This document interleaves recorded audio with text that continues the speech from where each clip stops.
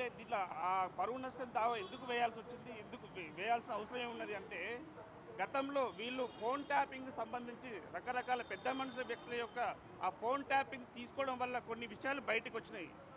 దానికి సంబంధించి మంత్రి గారికి ఉన్న సమాచారం ప్రకారం, అక్కడ సమాచారం ప్రకారం ఏం జరిగింది అంటే, ఒక ఇద్దరి మధ్యలో డైవర్స్ విషయం, ఆ డైవర్స్కి సంబంధించిన విషయం బయటకు వచ్చింది. డైవర్స్ ఏ విధంగా వచ్చిందంటే, అంటే సుప్రీంకోర్టు గైడ్ లైన్స్ ప్రకారమే ఒక డైవర్స్కి సంబంధించి ఒక కేసుకు సంబంధించి ఎవరైనా కానీ మధ్యవర్తిత్వం వర్తించే అవకాశం ఉంటుంది. ఎందుకంటే మధ్యవర్తిత్వం ద్వారా కొన్ని సమస్యలు పరిష్కారం అవుతుంది. అదేవిధంగా ఈ కేసుకు సంబంధించి ఈ మెయిన్ కావడానికి కారణము కేటీఆర్ గారు, కేసీఆర్ గారు అని చెప్పి సురేఖ గారు చెప్పడం జరిగింది. సో దీనికి సంబంధించి దాంట్లో పెద్ద విషయము, దీనికి సంబంధించిన పరువు నష్టం దావా ఎందుకు వేసిందో ఏం వేసిందో నాకైతే అర్థం కావట్లేదు. ఎందుకంటే ఒకసారి మీడియా మిత్రులు చెప్తున్నాను, తను వేసిన పిటిషన్ ప్రకారం నాగ చైతన్య, ఒకసారి చదివినిపిస్తాను. నాగ చైతన్య డివోర్సు 100% కేసీఆర్ చేయబట్టే, కేటీఆర్ చేయబట్టే అయ్యింది. ఎందుకంటే కన్వెన్షన్ హాల్ కూలగొట్టద్దు అంటే సమంత నా దగ్గరికి పంపాలి అని చెప్పి ఆయన డిమాండ్ చేశారు. సమంత గారిని వెళ్ళమని చెప్పి నాగార్జున వాళ్ళు ఫోర్స్ చేశారు. సమంత నేను వెళ్ళను అంటే చెబితే విను, లేకపోతే విడాకులు తీసుకోని చెప్పడం జరిగింది. ఎందుకంటే వాళ్ళు దానికి ముందే ఈ ఫోన్ ట్యాపింగ్ వల్ల వాళ్ళు ఇద్దరి మధ్యలో మనస్పర్ధలు రావడం వల్ల వాళ్ళు డైవర్స్కి అప్లై చేసిండ్రు. ఎందుకంటే ఈ డైవర్స్కి అప్లై చేసిన కొంచెం మ్యూచువల్ అండర్స్టాండింగ్ ఉంటుంది. ఆ అండర్స్టాండింగ్ ఏంటో ఒకసారి గౌరవంగా ఉండండి.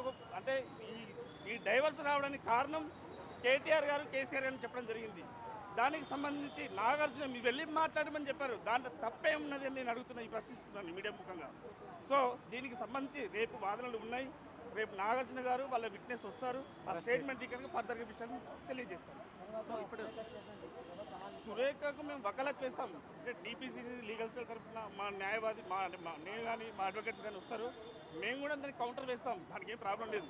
బట్ ఏంటంటే ఇది అంటే ఇంటెన్షనల్లీ అంటే బీసీ మంత్రి అంటే ఓర్వలేని తరంగా అహంకారపూరితంగా వ్యాఖ్యలు, అంటే ఆమె వచ్చి చెప్పింది, స్టేట్మెంట్ ఇచ్చింది. ఎందుకంటే నేను పేరు తీయడం వల్ల కొంచెం మనసును వచ్చుకుంటే నేను ఆ మాటలు విత్డ్రా చేసుకుంటానని చెప్పారు.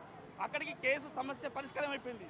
ఇంటెన్షనల్లీ దీన్ని డైవర్ట్ చేయడానికి వీళ్ళు అంటే కేటీఆర్ అనే వ్యక్తి నాగార్జున ద్వారా దీన్ని కేసులు వేస్తారని మేము భావిస్తున్నాం. సో దీనికి సంబంధించి మేము కూడా నాగార్జున గారి పైన అండ్ దానికి సంబంధించి బ్యాక్ ఎవరు ఉన్నారో వాళ్ళందరిపైన కూడా మేము లీగల్ సెల్ తరఫున మేము కేసులు వేస్తామని చెప్పి హెచ్చరిస్తున్నాం. రేపు నాగార్జున అటెండ్ అవుతారా, ఇంకెవరు అటెండ్ అవుతారో మాకు సంబంధం లేదు. ఎందుకంటే అటెండ్ అయినా కానీ రేపు ఏవైతే పర్యవసనం ఉంటుందో దానికి తప్పకుండా మేము కూడా నాగార్జున పైన కేసు వేసి మేము కూడా, ఎందుకంటే ఆనరేబుల్ ఒక మినిస్టర్ గారి పైన, ఒక బీసీ మినిస్టర్ పైన వీళ్ళు అవాకోచావకు చేయకుంటూ అంటే అయిపోయింది. వాళ్ళు దానికి ముందు ఇప్పుడు ఇంత చేసిర్రు, ఇంతకుముందు నారా చంద్రబాబు నాయుడు వైఫ్ మీద ఇట్లా ట్రోల్ చేసిండ్రు, రకరకాల వ్యక్తుల మీద. మొన్న కొండా సురేఖ పైన ఒక రూల్ దండ వేస్తే అదేదో రంకు అని చెప్పిండ్రు. అది వాస్తవమా? దానిపైన ఎవరు స్పందించినప్పుడు, ఒక బీసీ మహిళా మంత్రి పైన స్పందించినప్పుడు ఇంత రాద్ధాంతం ఎందుకు చేస్తారో మాకు అర్థం అవ్వట్లేదు. సో లీగల్ సెల్ తరఫున మేము ఖండిస్తున్నాం. తప్పకుండా వారిపైన కూడా మేము చర్యలు